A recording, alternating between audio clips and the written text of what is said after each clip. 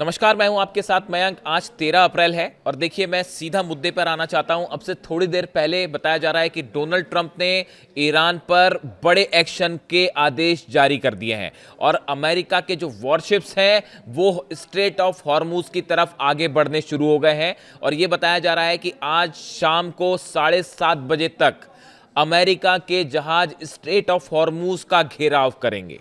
दो तरह का एक्शन होगा। पहली बात, जो अमेरिका कह रहा है कि जो जहाज हैं वो स्ट्रेट ऑफ हॉर्मूज की तरफ आगे बढ़ रहे हैं और वहां से जितने निकलने वाले जहाज हैं, ईरान जिन जहाज़ों को निकलने दे रहा है उन सब का ब्लॉकेट किया जाएगा, यानी स्ट्रेट ऑफ हॉर्मूज से किसी भी जहाज को निकलने नहीं दिया जाएगा। ये डोनाल्ड ट्रंप का और अमेरिका का प्लान है। दूसरा प्लान ये है, डोनाल्ड ट्रंप ने एक बार फिर ईरान पर हमले के आदेश दे दिए हैं और बताया ये जा रहा है कि जो हॉर्मूज से जुड़े द्वीप हैं, जो कोस्टल इलाके हैं, एक बार फिर यहां पर बड़ी बमबारी आज रात से ही देखने को मिल सकती है। इस बात के लिए ईरान पूरी तरह से तैयार है। ईरान ने अपनी एलीट फोर्सेस को स्ट्रेट ऑफ हॉर्मूज में तैनात कर दिया है। यह खबर आपने देखी होगी। ईरान ने अपनी जो सबसे खतरनाक, सबसे घातक फोर्स मानी जाती है एलीट फोर्स, इसको वहां पर तैनात कर दिया है। इसके साथ ही अगर हम बात करें, माइंस पहले से बिछी हुई है जिसकी वजह से अमेरिका मुश्किल में है। माइंस बिछी हुई है।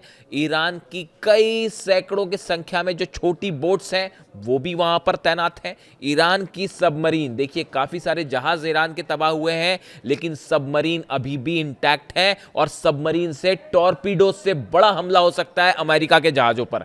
इसके अलावा अबू मेहदी जो मिसाइल है, जिसके बारे में मैं पहले ही बता चुका हूं आपको, एंटीशिप मिसाइल है, वो अमेरिका के इन जहाजों का स्वागत करने के लिए तैयार है और वो जबरदस्त स्वागत होगा। तो यानी देखिए, माइंस हैं, बोट्स हैं, सबमरीन्स हैं और अबू मेहदी मिसाइल है। ये 4 स्तर पर और एलीट फोर्स लगा दी है। बताया जा रहा है कि करीब 1 से 1.5 लाख सैनिक स्पेशली इस मिशन को रोकने के लिए स्ट्रेट ऑफ हॉर्मूज में तैनात कर दिए गए हैं। यानी ईरान ने अपनी तरफ से पूरी तैयारी कर ली है। देखिए, अब ये बताया जा रहा है कि ये संभव है कि अगले कुछ दिनों के अंदर हॉर्मूज में एक आमने सामने की सीधी जंग देखने को मिल सकती है और अमेरिका की जहाज़ों से भारी बमबारी हो सकती है हॉर्मूज में और सामने ईरान की तरफ से बड़ा पलटवार हो सकता है। यानी अब ये पूरा मामला हॉर्मूज पर आके रुक गया है। देखिए, मैंने आपको पहले ही कहा था, आपने मेरे वीडियो देखे होंगे, मैंने आपको पहले ही कहा था ये जो बातचीत इस्लामाबाद में हो रही है इसका कोई मतलब नहीं निकलेगा और ये एक बड़ा धोखा साबित हो रही है। देखिए, जो खबरें निकल के आई हैं आपने कई जगह पढ़ी होगी। कुछ चीज़ें मैं आपको बताना चाहता हूं जो मैं समझ पाया हूं, बेहद हैरान करने वाली।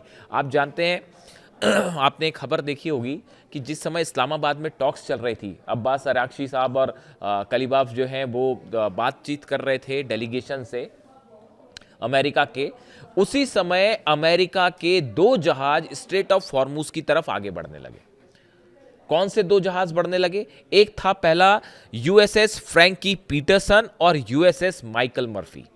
ये 2 जहाज बढ़ते हैं स्ट्रेट ऑफ हॉर्मूज की तरफ, ईरान की तरफ बढ़ने लगते हैं, जिसके बाद ईरान की सेना ने, नेवी ने इन्हें वार्निंग दी कि अगर आप आगे बढ़ेंगे तो आपको तबाह कर दिया जाएगा, आपको डिस्ट्रॉय कर दिया जाएगा। ये वार्निंग ईरान की सेना से आई। उसके बाद करीब आधे घंटे तक बेहद तनावपूर्ण हालात बने रहे स्ट्रेट ऑफ, बातचीत चल रही है इस्लामाबाद में और जहाज यहां से अमेरिका के आगे बढ़ने शुरू हो गए थे, लेकिन ईरान की नेवी की खतरनाक वार्निंग के बाद, एग्रेसिव स्टैंड के बाद इन दोनों जहाजों को वापस लौटना पड़ा। अब देखिए, इसको लेकर बयान क्या आया। इसको लेकर बयान ये आया है, जो सेंटकॉम के कमांडर हैं एडमिरल ब्रैड कूपर ने कहा कि हमने एक नया रास्ता बनाने की प्रक्रिया शुरू कर दी है और जल्द ही हम इस सुरक्षित रास्ते को समुद्री उद्योग के साथ साझा करेंगे। यानी देखिए, उन्होंने इस तरह का बयान दिया कि यहाँ से जो है माइंस हटाने की कोशिश शुरू हो चुकी है। इस तरह का बयान अमेरिका की तरफ से आने लग गए थे। ये खबरें चलने लग गई थी। कब? जब बातचीत हो रही है उसी के बीच में ये जो दोनों जहाज हैं, यूएसएस फ्रैंकी पीटरसन और माइकल मर्फी, ये माइंस हटाने वाले जहाज नहीं है, ये जंगी जहाज हैं जिनका इस्तेमाल बड़े हमलों में, बड़े अटैक्स में किया जाता है। ये वॉरशिप्स हैं, समझिए आप इस बात को। ये माइंस वाइंस हटाने वाली कोशिश नहीं थी। जो मुझे बात समझ में आ रही है कि बातचीत के दौरान हॉर्मूज में बड़े हमले का प्लान तैयार था। समझे आप इस बात को। भयंकर धोखा होने वाला था ईरान से, लेकिन ईरान की सेना तैयार थी इस बात को। लेकिन देखिए ईरान की सेना इस बात के लिए पूरी तरह से तैयार थी कि किसी भी तरह से बातचीत के दौरान अगर कोई हमले की कोशिश होती है तो उसे नाकाम किया जाएगा। ईरान के नए सुप्रीम लीडर मुस्तफा खामेनी इस बात को पहले से ही आदेश दे चुके थे अपनी सेना को कि बड़ी जंग के लिए तैयार रहिए और अमेरिका धोखा करेगा। बिल्कुल उसी लाइन पर जो line supreme leader Ali Khamenei साहब ने तय कर रखी थी। तो ईरान की सेना तैयार थी। तो ये जो हमले की कोशिश थी स्ट्रेट ऑफ हॉर्मुज में, यहां कब्जे की कोशिश थी, ये फेल हो गई। बात नंबर 1। बात नंबर 2, जो बेहद हैरान करने वाली खबरें सामने आई है, मतलब इससे ज्यादा आश्चर्यजनक बात कोई नहीं हो सकती। इस तरह की भी खबरें आई कि अगर बातचीत फेल हो जाती है तो ईरान का जो डेलीगेशन आया था उनको बंधक बना लिया जाए या उन पर हमला कर दिया जाए। इस तरह की खबरें अचानक वायरल हुई और यह मामला इतना गंभीर हो गया था कि ईरान के विदेश मंत्रालय के प्रवक्ता जो है इस्माइल बघाई साहब, उनको जो है स्टेटमेंट देना पड़ा इसको लेकर। 5 जहाज पहुंचे ईरान के इस्लामाबाद। 3 की खबर आपको है, 2 बताया जाता है बाद में और भेजे गए। ईरान इस बात के लिए तैयार था कि हो सकता है हमारे डेलीगेशन पर हमला हो सकता है, अब्बास अराक्ची साहब को खतरा हो सकता है। ईरान ने फटाफट अपने प्लेन भेजे। यानी आप देखिए कितने बड़े इस पूरे बातचीत के पीछे ऐसी ऐसी चीजें हो रही थी जो कोई सोच नहीं सकता। इन हालात में कैसे बातचीत हो सकती है और कैसे समझौता हो सकता है, आप खुद सोचिए। इसीलिए मैं पहले दिन से कह रहा था, मेरे बड़े सारे मित्र जो हैं उन्होंने इस तरह की बात कही कि हो सकता है कि समझौता हो जाए या कोई बड़ा अचीवमेंट हो जाए। कुछ नहीं होने वाला, ये पहले से तय था। देखिए खबरें इस तरह की भी आई कि अमेरिका संपत्ति जो है वो रिलीज कर देगा। अंततः क्या हुआ, वो बात गलत साबित हो गई। तो जब भी ईरान की बात होए अमेरिका से या इजराइल से किसी तरह की कोई खबर आए तो आपको इंतजार करना पड़ेगा, क्योंकि जो सच्चाई है वो कुछ समय बाद निकल के आती है। ये दोनों घटनाएं बता रही हैं, ये दोनों वॉरशिप्स का आगे बढ़ना, पीटरसन का और माइकल मर्फी का, ये हमले के लिए आगे बढ़े थे। ये माइंस खुलाने वाले, माइंस निकालने वाले शिप्स नहीं थे। और माइंस निकालने का जहां तक सवाल है, जो समुद्र में बारूदी सुरंगें बिछी हुई हैं हॉर्मुज में, अगर उनको निकालने की कोशिश आज शुरू की जाएगी उसमें महीनों लग जाएंगे, उसमें महीनों लग जाएंगे। और किसी तरह का ग्राउंड ऑपरेशन अमेरिका करता है तो बताया जा रहा है कि हॉर्मुज में अगर आपको कब्जा करना है उसके लिए अमेरिका को 2 लाख सैनिकों की जरूरत पड़ेगी और 1.5-2 साल तक ये ऑपरेशन जंग चल सकती है और उसमें पता नहीं कितने हजारों सैनिक अमेरिका के मारे जाएंगे।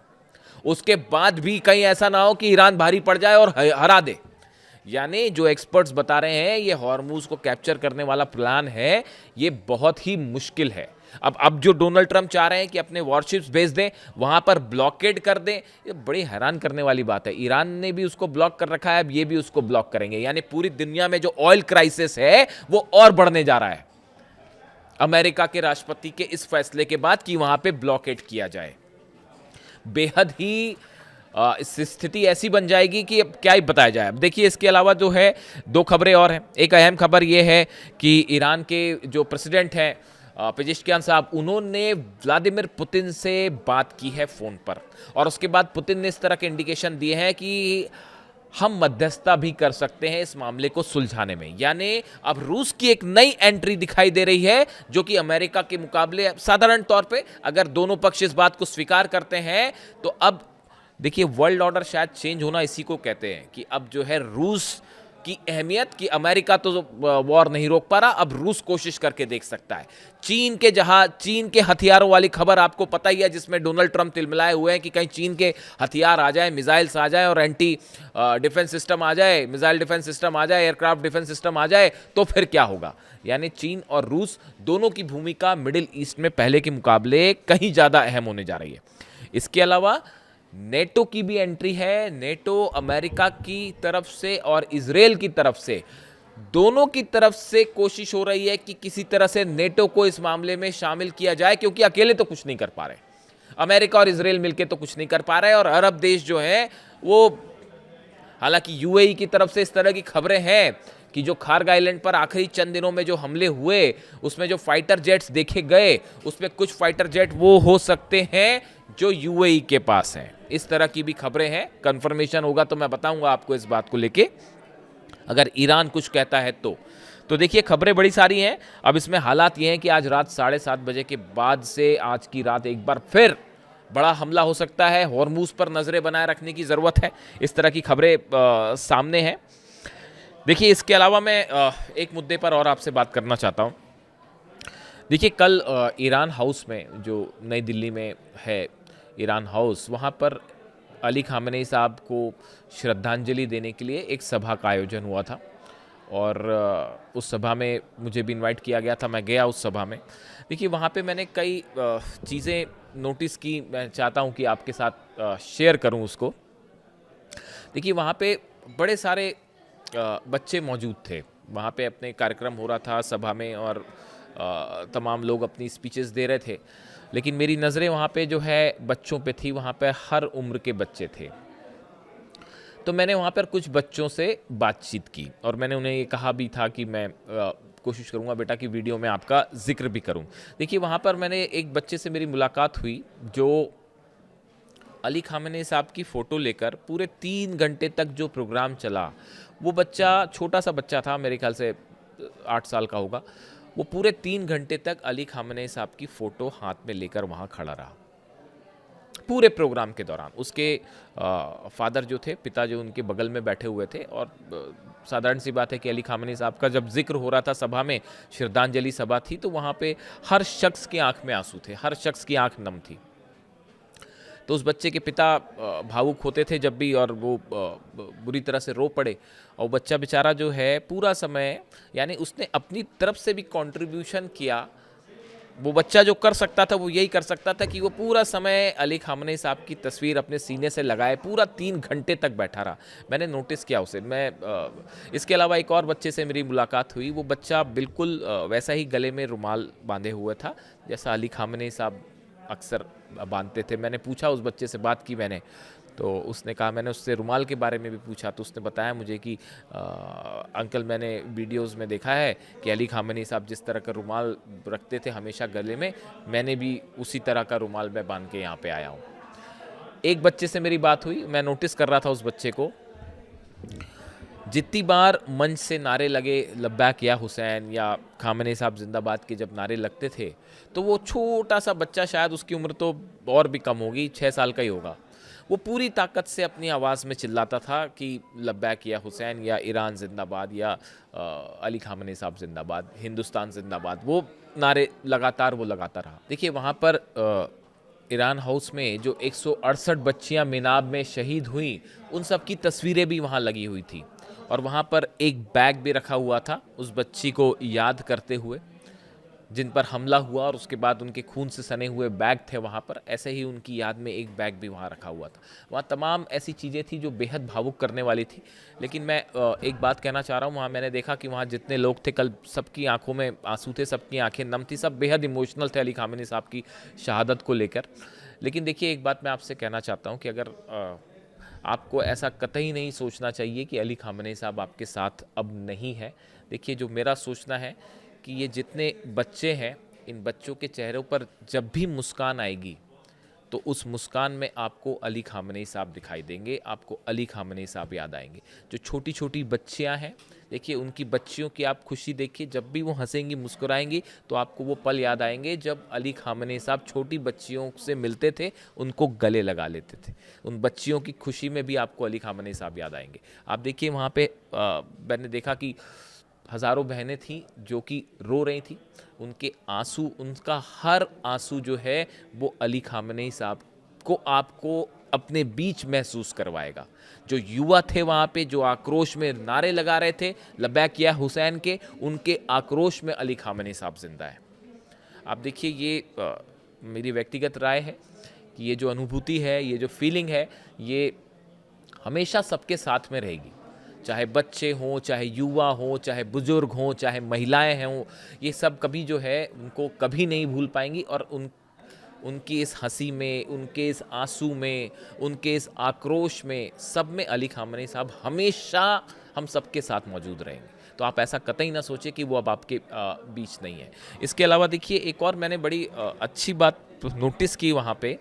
कल क्या हुआ कि इस प्रोग्राम में जो है अब्दुल माजिद हकीम इलाही साहब, जो कि रिप्रेजेंटेटिव हैं ईरान के सुप्रीम लीडर के हिंदुस्तान में, ईरान हाउस में, वो वहाँ पे मौजूद थे और डॉक्टर मोहम्मद फ़तह अली जो एम्बेसडर हैं ईरान के, वो मौजूद थे। तो मैं नोटिस कर रहा था कि एक बच्चा जो था, वो बच्चा शायद इलाही साहब के साथ फ़ोटो लेना चाहता होगा, मोबाइल से अपनी सेल्फी लेना चाहता होगा, वो उनके कोशिश में था इसमें।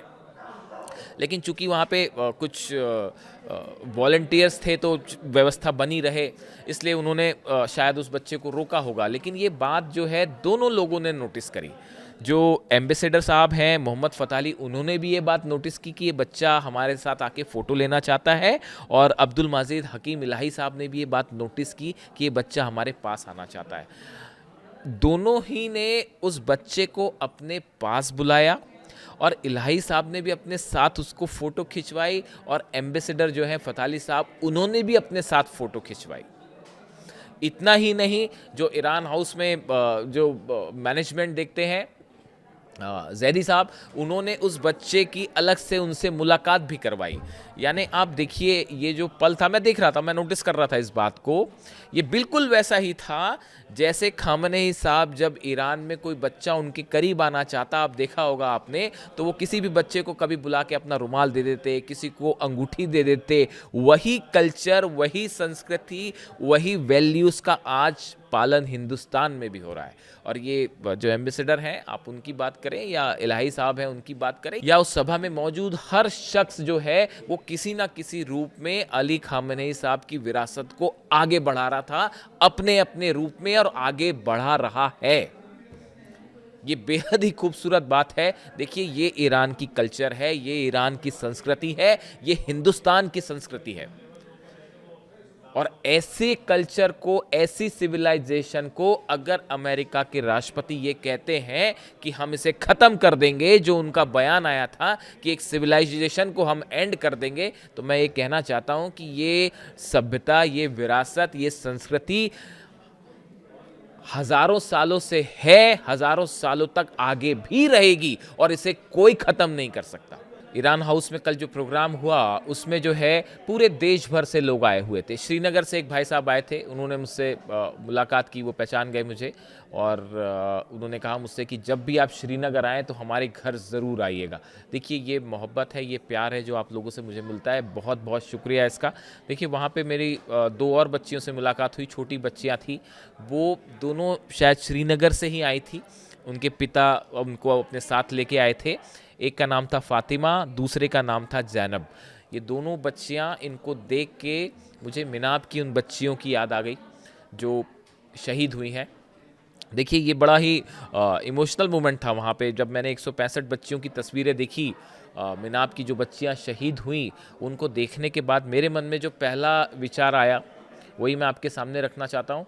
उनको देखने के बाद, वो तस्वीरें देखने के बाद, वो बैग देखने के बाद, जो पहली बात दिमाग में आई वो ये थी कि शायद मन से ये बात निकली कि मैं जब तक पत्रकारिता करूँगा, मानो ऐसा लगा कि मैंने उन बच्चियों से ये वादा किया कि मैं जब तक पत्रकारिता करूँगा, जब तक जर्नलिज्म करूँगा, पूरी ईमानदारी के साथ करूँगा, पूरी सच्चाई के साथ करूँगा, और हमेशा जो चीज़ सही होगी, सच होगी, उसी को आपके सामने रखूँ। वॉर से जुड़ा जो भी अपडेट होगा आप तक पहुँचाऊँगा। वीडियो कैसा लगा कमेंट करके ज़रूर बताइए। Thank you so much.